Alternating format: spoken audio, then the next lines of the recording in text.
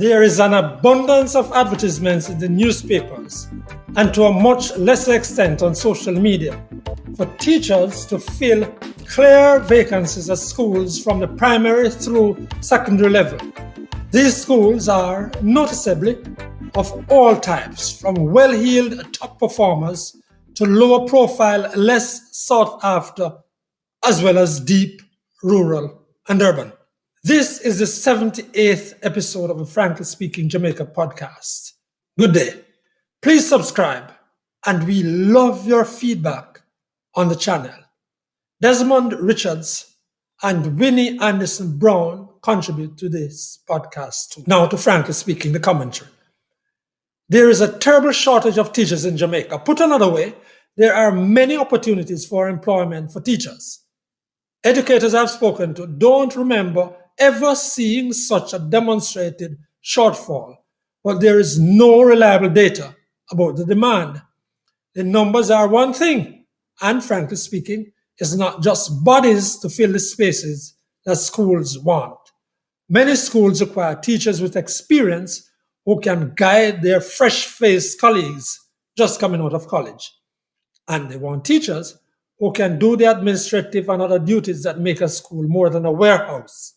Besides, many schools are seeking teachers in subject areas that are already scarce, and those are exactly the ones the overseas recruiters want. Now, here is the president of the Jamaica Teachers Association, Lasanja Harrison.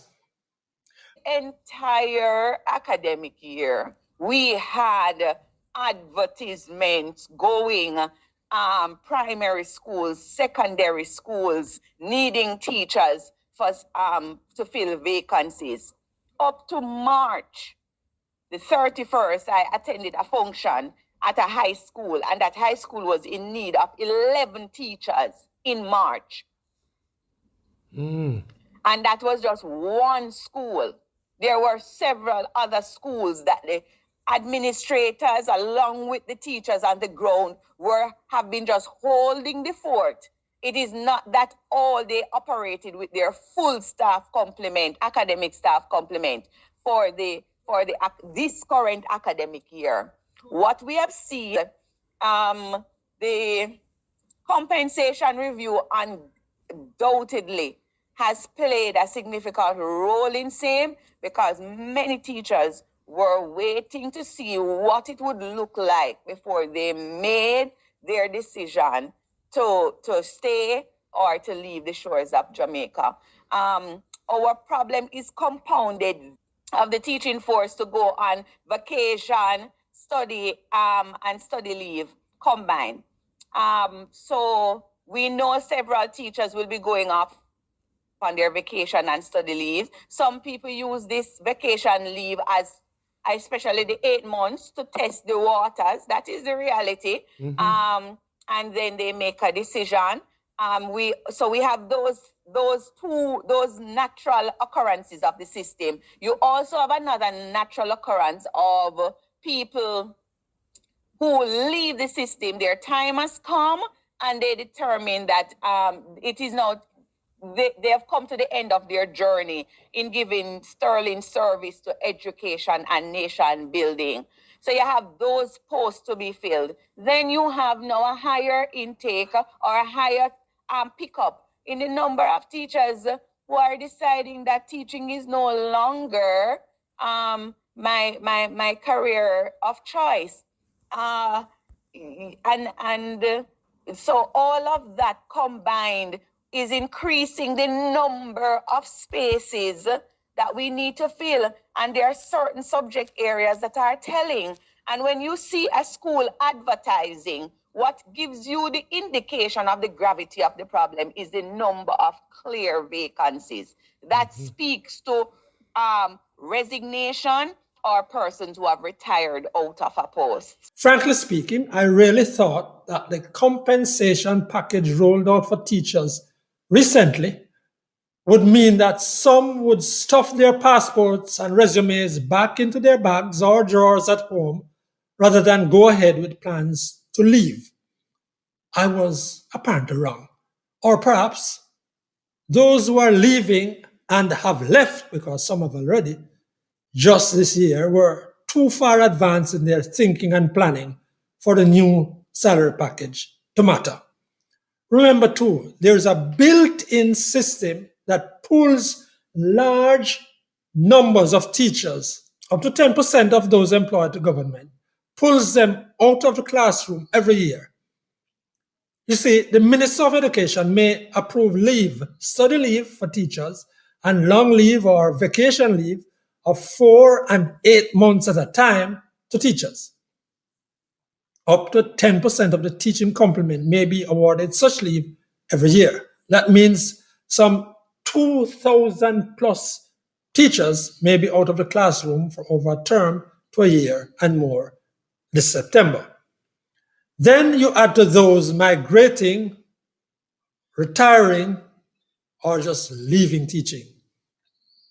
In my interview with JTA President LaSonja Harrison for this podcast, she was insistent that teachers have not got what they bargained for. She says the majority of classroom teachers are not impressed by what has been given to them. The JTA president says teachers are still upset and the compensation package isn't doing anything to keep teachers in Jamaica. There were several categories of teachers, people within the field of education who, based on what was on offer or based on how they would transition, their percentage rate in transitioning would make them a viable option. They would see movements that they found agreeable. Mm-hmm. There were the category in particular, the trained graduate, which is the category, the band that affects majority of the persons who work in teachers. Basically, your classroom teachers fall in that space. Yes. Yes, there was movement for those teachers who just came in the system 1 to 5 years. They saw a higher percentage rate. That's why it's not a wage increase we got in. For teachers, those who are in the system 1 to 5 years, when they transitioned at a higher rate, percentage than the teachers who have given 20, 25, 35, 40 years in the service. Those people transition and the monies that they took home, in terms of the retroactive money, it was less in some cases than those teachers who started teaching just 5 years ago. They feel that those years of service have not been acknowledged. And grave and more important is the point, you see, Mr. McKnight, that even to what the teachers agreed, many teachers have not yet seen that on their pay stub. That's the JTA president. Now, we have a problem because even if every teacher just graduating from college, some 1,000 this year, even if everyone was put into these posts available, there would still be a yawning gap and at least a shortage on experience too. And that on top of the learning deficits from COVID moving through the system. And it could get worse because, as principals will tell you, come September morning, some teachers who made their departure or other arrangements late are just not going to turn up. Frankly speaking, this means classes of Jamaican children going unattended. Let's look for solutions now. I would like to see the Ministry of Education with the teacher training institutions, including the universities, get together with the JTA and the principals groupings to formulate policy and program dealing with the needs of the education sector for the next 5 to 10 years. What's the real likely human needs based on history of the number of teachers who migrate every year? Regardless, what projection can we make based on the salaries and conditions being afforded here? How many teachers can we train every year? Is it useful to try to get more young people into colleges to be trained as teachers and train them essentially for export, if you like. Frankly speaking, the best approach, I think, is to consider what should be done now and over the next 3 to 5 years to get qualified, motivated, and competent teachers in as many of our schools as possible. Here now is Desmond Richards. After 60 years of independence, will you believe that there are hundreds of thousands of Jamaicans who still don't have access to water? As we speak, residents in Westmoreland staged roadblocks, blocking off the roads yesterday to protest lack of water. Over in Portland, 3 weeks ago, there were blockages, roadblocks, people trying to get water. Throughout the country, if you go into the rural areas, you will see old women slinging water buckets over hills, trying to get a drink of water. And this is after 60 years of independence, with both the PNP and the JLP forming governments. There are some fundamental things that need to be addressed as we go forward. Water. People must have access to water. How many schools, how many homes in Jamaica are still using pit latrines? How many? Then the issue of landlessness. It is close to 1 million Jamaicans who don't have any access to land. Now, in the constitutional debate that we are having and in elections coming, these are issues that I would like the voters to put on the table. We want to know what the future members of parliament in the upcoming elections, 18 months away, what are they going to do about getting water to the people of Jamaica? What are they going to do to make sure that people have proper sanitary conveniences? What are they going to do to clear up garbage? And the number one problem facing the Jamaican people today, the crime and violence. We have not had none sensible, workable strategy that is going to address the crime and violence problem in Jamaica. We are tired. Jamaicans are dying like flies. Jamaicans don't have access to water and proper sanitary convenience. These are basic needs. We need some answers and action now.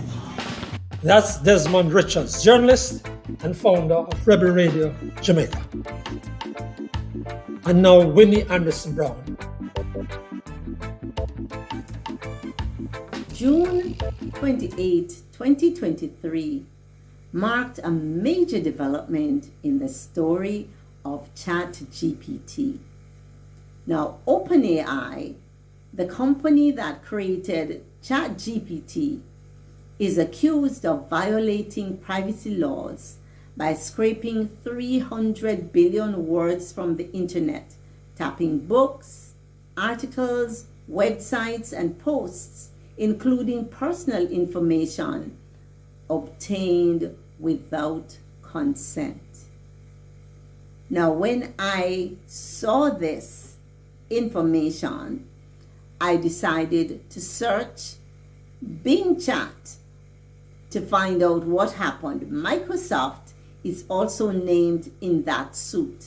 As you know, Microsoft invested heavily in Chat GPT, and Bing Chat is powered by the same model, Chat GPT 4.